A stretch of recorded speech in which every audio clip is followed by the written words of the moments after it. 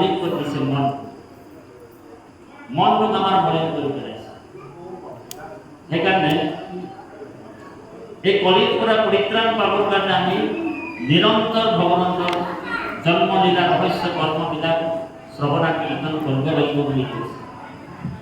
ইয়াত এতিয়া কৈছে পাঠত যে তপধৰ্ম আচৰি স্বৰ্গক যিটো যায় শুনি উপ কেনে স্বৰ্গবাসীৰ বিলায় নাৰকীৰ শুনি ইতে যাতনা আকাশ কেতিখনে কৰে তৈতে নেৰাই ইটো ত্ৰাস নাহি তুষ্টি ভুঞ্জে যদি বস্তু দেব ভাগ ভোগে কাটিবাৰ বন্দিক খোৱাবে যেন ভোগ পুণ্য ক্ষয় হলে যিটো হবে দিব্য নাৰী বিমানৰ দেখনে পেলাবে ঠংকা মাৰি।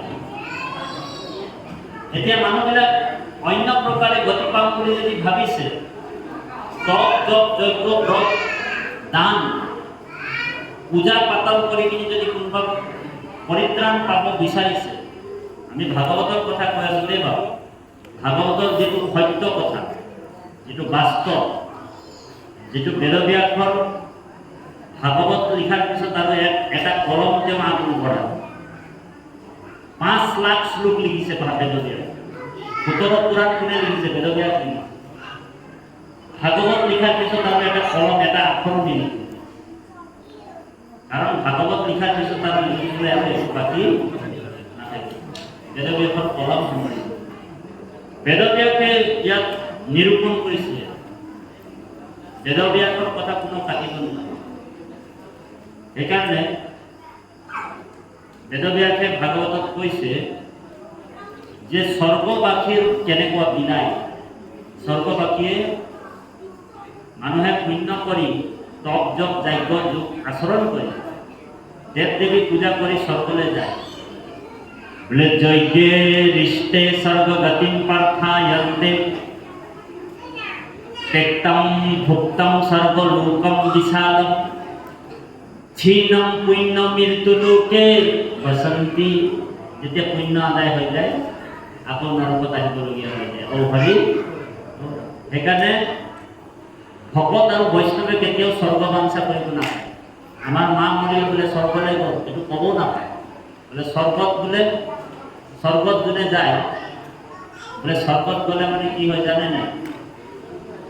এইটো গীতাত অৰ্জুনক কৈছে। বৰ গুৰুত্বপূৰ্ণ কথা শ্লোকটো, ধ্যান দি মানে বৰ নোট কৰি ল'ব লাগিলে আপোনাৰ।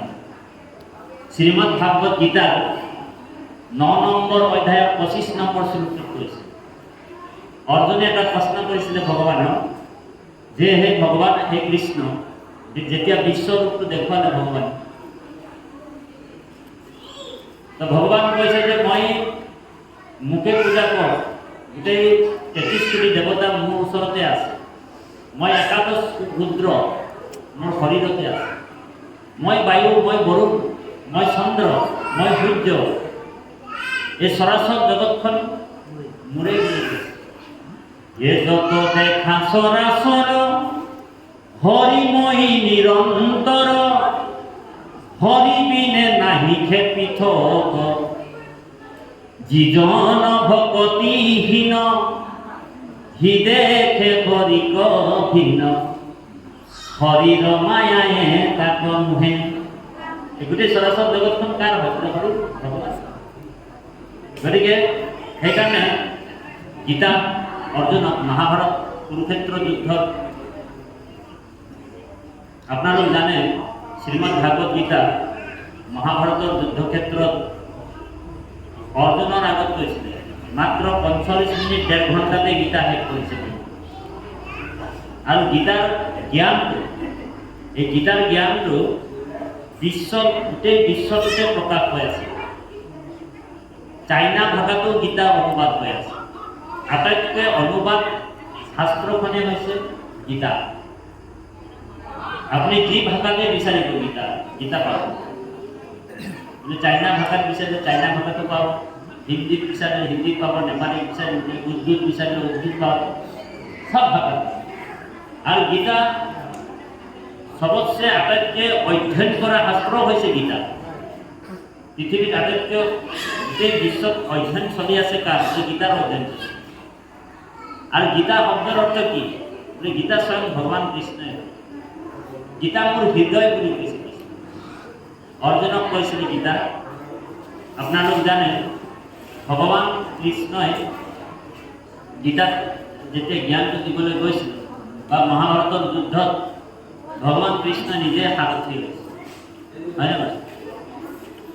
ৰথ চলাইছে ভগৱান। ৰথ মানে এই শৰীৰটো কি হয়?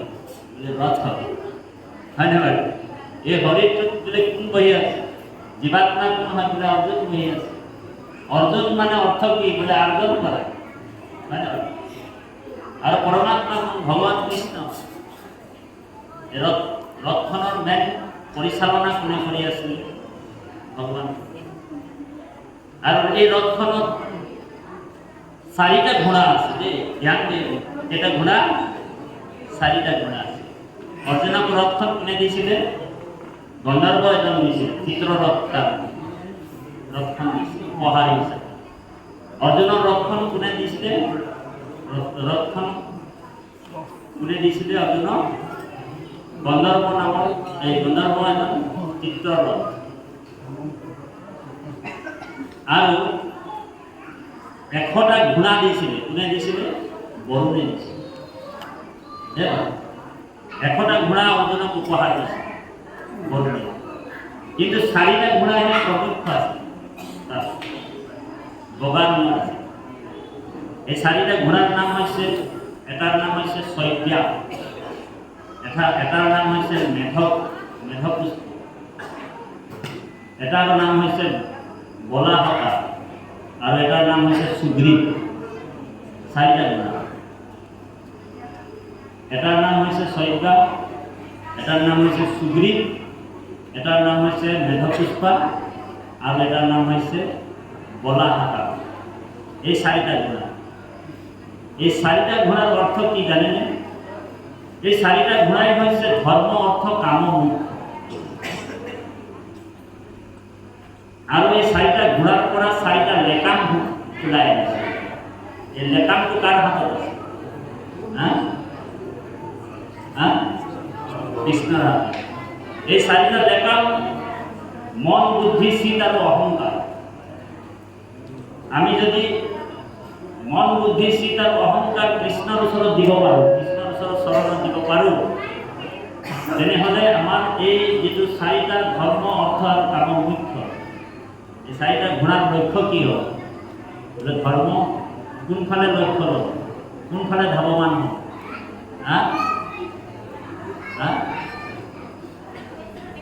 4টা ধৰ্ম, অৰ্থ, কাম, মোক্ষ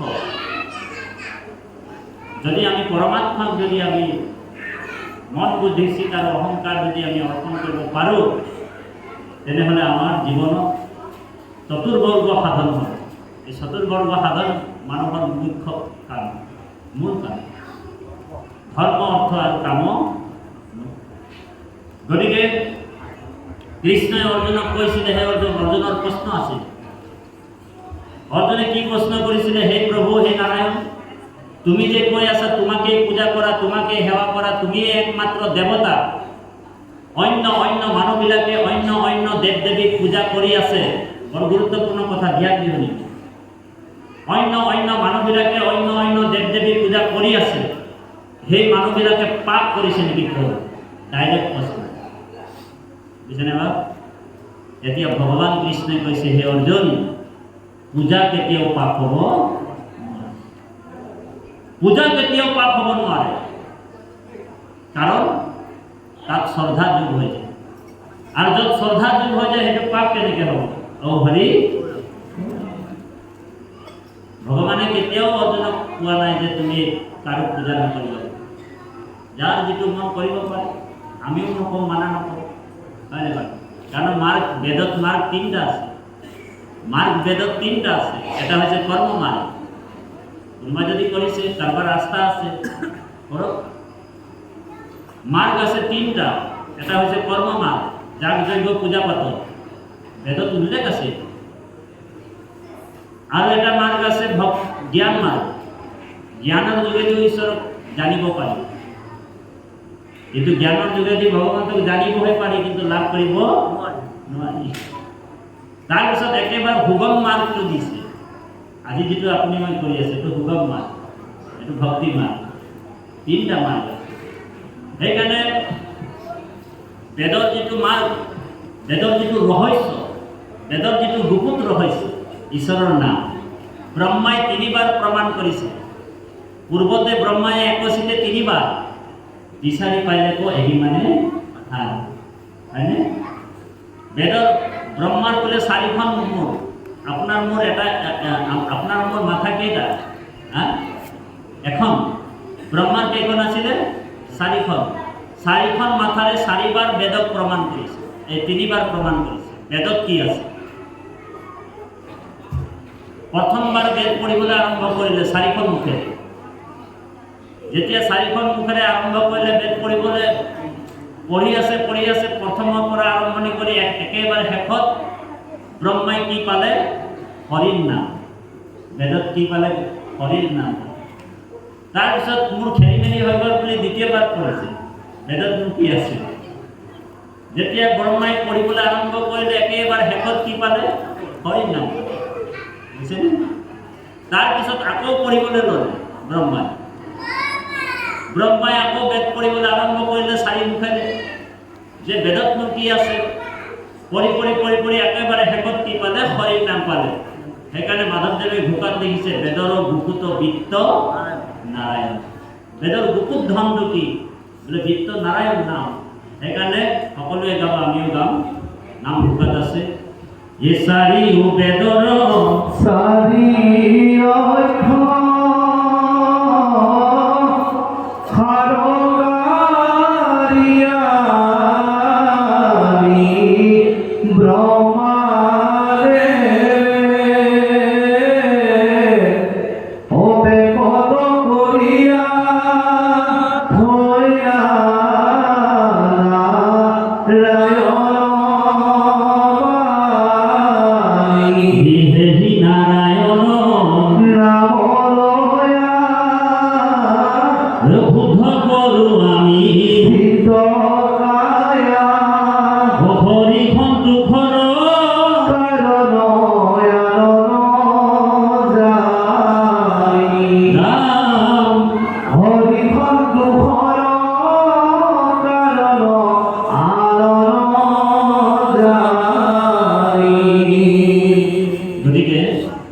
বেদৰ গুপুত তত্ত্বটো। 4খন বেদৰ পৰা ব্ৰহ্মাই 4টা মাত্ৰ আখৰ আনিছে, শব্দ। ধ্যান দি শুনিব, বৰ গুৰুত্বপূৰ্ণ বিষয়।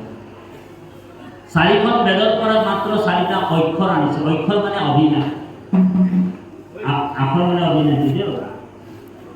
বোলে না ঋগু, ঋগ্বেদৰ পৰা নাম আনিছে। না ঋগুৰা গৰ্জু সামেয়া পৰিকীৰ্তিতা অথৰ্বেণ মুনিও বদন্তি নাৰায়ণ। না ঋগু, ঋগ্বেদৰ পৰা নাম আনিছে। যজুৰ্বেদৰ পৰা ৰাগ আনিছে। সামবেদৰ পৰা, হামবেদৰ পৰা ইয়াক আনিছে। আৰু অথৰ্ববেদৰ পৰা নটো আনিছে, নাৰায়ণ। এই বেদৰ ৰহস্যটো, নাৰায়ণৰ নামটো আৰু হৰিৰ নামটো, এইটো গুপুত বৃত্ত বুলি কৈছে। আৰু এই হৰিৰ নামৰ গুপুত বৃত্তৰ কথাটো মাত্ৰ 12জন বৈষ্ণৱে জানে। 12জন বৈষ্ণৱ। কোন আছিলে? ব্ৰহ্মা মনোহৰ, ব্ৰহ্মা জানে। ব্ৰহ্মা মনোহৰ, হৰ মানে শিৱই জানে। ব্ৰহ্মা মনোহৰ কপিল কুমাৰ হুক ভীষ্ম বলিৰায় প্ৰহ্লাদ নাৰদ জনকয়ামিহি 12জন সমুদায়। কোনে কোনে জানে হৰিৰ নামৰ গুপুত মহিমাটো? 12জন বৈষ্ণৱে জানে। কোন? ব্ৰহ্মাই জানে, ব্ৰহ্মা মনু জানে, হৰ মানে শিৱই জানে।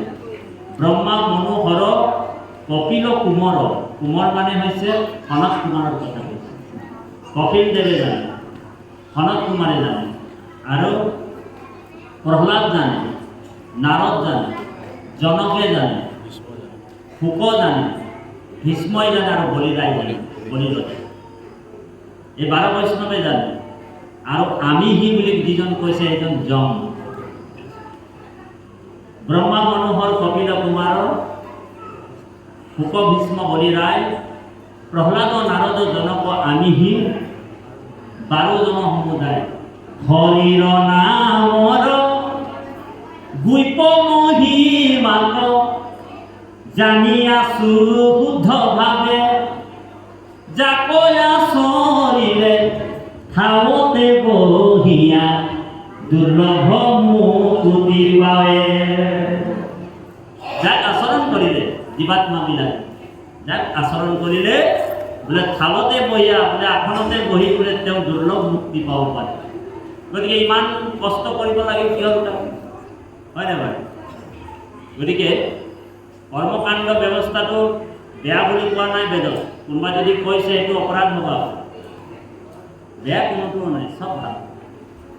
যিমান নদ নদী আছে চব গৈ সাগৰতে পৰিব। ঔ হৰি ঔ ৰাম।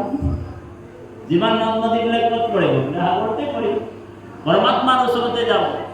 কি কৰক আপোনালোক, যাগ কৰক, যজ্ঞ কৰক, পূজা কৰক, বলিদান কৰক, যিমান যি কৰক, খালি কৰ্ম অনুসাৰে ভাগ ভাগ আছে, ভোগ আছে।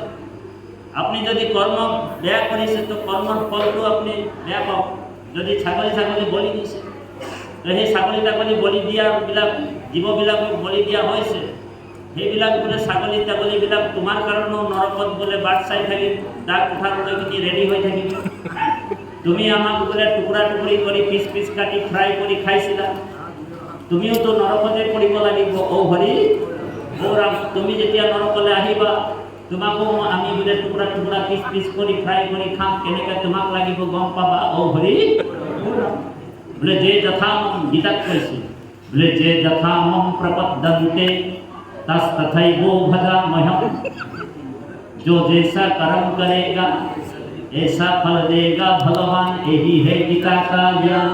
যোন যেনেকা ফল বুঝছে না? অৰ্জুনে প্ৰশ্ন কৰিছে ডাইৰেক্ট, ধ্যান দিব লাগিব, গুৰুত্বপূৰ্ণ কথা।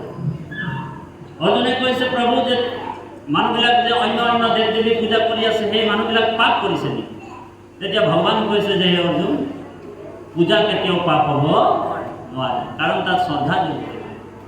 কিন্তু হে অৰ্জুন, তুমি যদি দেৱ দেৱী পূজা কৰি আছা, শ্ৰীমদ ভাগৱত গীতা 9 নম্বৰ অধ্যায় 25 নম্বৰ শ্লোক নোট কৰি ৰাখিব পাৰে, কোনোবা চাওঁ বুলি ভাবো যে তাতে বাবে মিছা কথা কৈ গ'ল, হয় নহয়? কোনোবা নোট কৰিব পাৰে, নোট কৰি ল'ব পাৰিব, লিখি ৰাখিব পাৰিব। সংস্কৃত শ্লোকৰ শ্ৰীমদ ভাগৱত গীতা আপোনালোক বিচাৰিব, গোবিন্দ মিশ্ৰখনতো আছে, পদবন্ধ কৰি ৰাখিছে গোবিন্দ মিশ্ৰ। তাত কৈছে শ্লোকত ভ্লেয়ান্তি দেৱানো দেৱব্ৰত। হে অৰ্জুন, তুমি যদি দেৱ দেৱীক পূজা কৰিবা, কথা নাপাতিব যে আহিম, অকণমান ধৈৰ্য ধৰক, আমি বেছি সময় নাথাকোঁ। তাৰপিছত আৰু ঔ হৰি ঔ ৰাম। সেইকাৰণে শ্ৰোতা 2 প্ৰকাৰৰ হয়, আপোনালোক বেয়া নাপাব। এটা প্ৰবৰ শ্ৰোতা বুলি কয়, এটা অবৰ শ্ৰোতা বুলি কৈছে। প্ৰবৰ শ্ৰোতা কেনেকুৱা?